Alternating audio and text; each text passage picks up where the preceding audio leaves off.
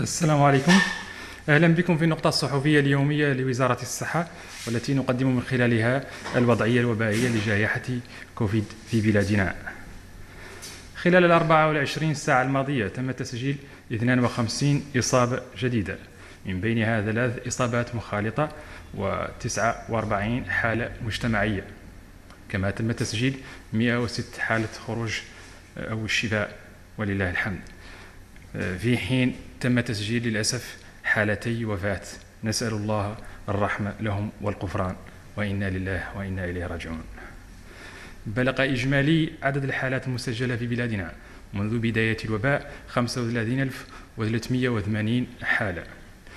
كما بلغ إجمالي حالات الشفاء منذ بداية الجائحة في بلادنا 33588 حالة شفاء، في حين بلغ إجمالي حالات الوفاة المسجلة في بلادنا منذ بداية الوباء 765 حالة وفاة. نسأل الله الرحمة لهم والغفران. تبلغ الحالات النشطة اليوم في بلادنا 1127 حالة نشطة، من بينها 997 حالة بدون أعراض، 19 حالة خفيفة، و11 حالة بأعراض سريرية حرجة أو خطيرة. تتوزع الإصابات المسجلة خلال 24 ساعة الماضية على مقاطعات البلاد كالتالي: في ألاك تم تسجيل حالة، في كل من بوتيليميت والمدردرة كذلك حالة، في أوجفت 4 حالات، في ودان 11 حالة، في نواذيبو حالتان، في تجكجة حالتان، في زويرات حالة، في أكجوجة 3 حالات، في لكسر حالتان، في تفرق زينة 12 حالة، في دار النعيم حالة واحدة، في تيارت خلال 24 ساعة الماضية تم تسجيل 7 حالات، وفي كل من تجنين وعرفات حالتان. فيما يتعلق بالفحوصات المنجزة خلال 24 ساعة الماضية تم إنجاز 1793 فحص، من بينها 1161 فحص من النوع السريع TDR، و616 من فحوصات الحمض النووي PCR. فيما يتعلق بحالة الحجز داخل مستشفياتنا الوطنية أو في وحدات كوفيد، خلال 24 ساعة الماضية تم حجز 4 حالات كوفيد، من بينها 3 حالات بسيطة أو خفيفة وحالة واحدة حرجة. كما تم تسجيل خلال 24 ساعة الماضية 6 حالات خروج من المستشفى. فيما يتعلق بالحجوز دائما على مستوى المستشفيات الوطنية، بلغ إجمالي الحجوز الموجودة حالا داخل مستشفياتنا 30 شخص، من بينها 11 في وضعية سريرية حرجة. تتوزع هذه الحجوز على مستوى المستشفيات الوطنية كالتالي: في مستشفى نواذيبو حالتان، في مركز الإصباب بزويرات حالة، في مركز محمد بن زايد الميداني حالة، 11 حالة من بينها 8 حالات حرجة، في مركز الاستطباب بالأمومة والطفولة حالة، في مركز الوطني 11 حالة من بينها حالتان حرجتان، في مستشفى الشيخ زايد توجد 4 حالات من بينها حالة حرجة. نسأل الله الشفاء لمرضانا. فيما يتعلق بوضعية التلقيح في بلادنا، خلال 24 ساعة الماضية تم تلقيح 404 شخص و4 أشخاص بالجرعة الأولى، في حين تم تلقيح 897 شخص بالجرعة الثانية، ليصل بذلك مجموع الملقحين بالجرعة الأولى في بلادنا منذ بداية عملية التلقيح 314,814 شخص.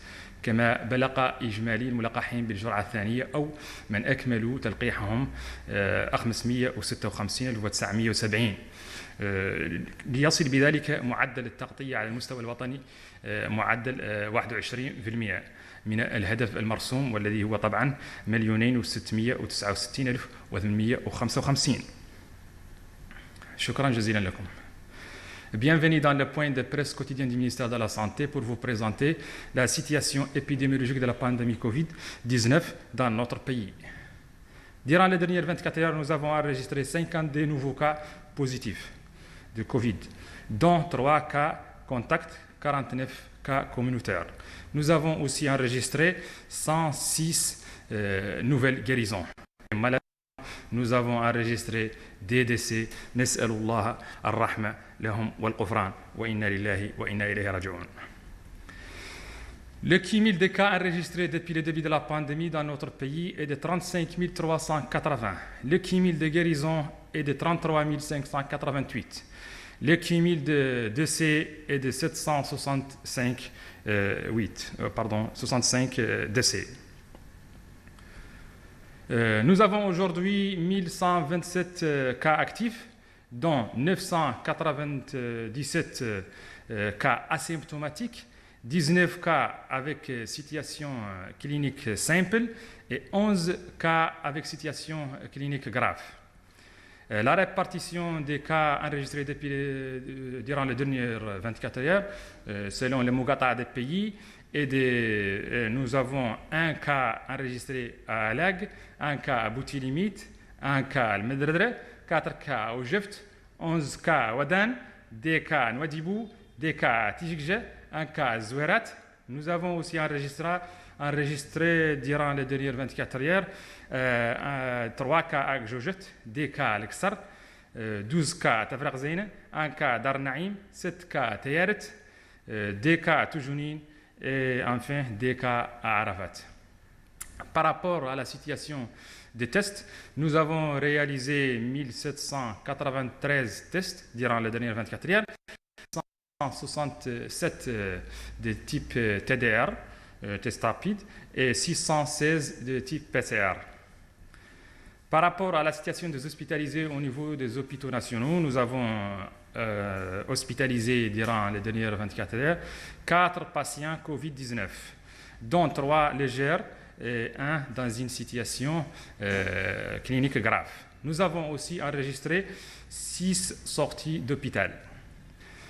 Nous avons aujourd'hui 30 personnes ou bien 30 malades Covid hospitalisés au niveau des hôpitaux nationaux, dont 11 graves. C'est réparti comme suit. Des patients Covid-19 au niveau de l'hôpital de Nouadhibou, 1 au niveau de l'hôpital de Zouerat, 11 au niveau de l'hôpital Mohamed Ben Zayed, dont 8 dans une situation clinique grave. Nous avons aussi au niveau de l'hôpital Mère-Enfant 1 cas. Nous avons à l'hôpital national 11 cas, dont 2 graves. Nous avons à Cheikh Zayed 4 hospitalisés Covid-19, dont 1 grave.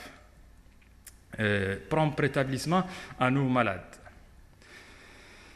Par rapport à la situation de vaccination dans notre pays, nous avons vacciné au cours des dernières 24 heures 404 vaccinés.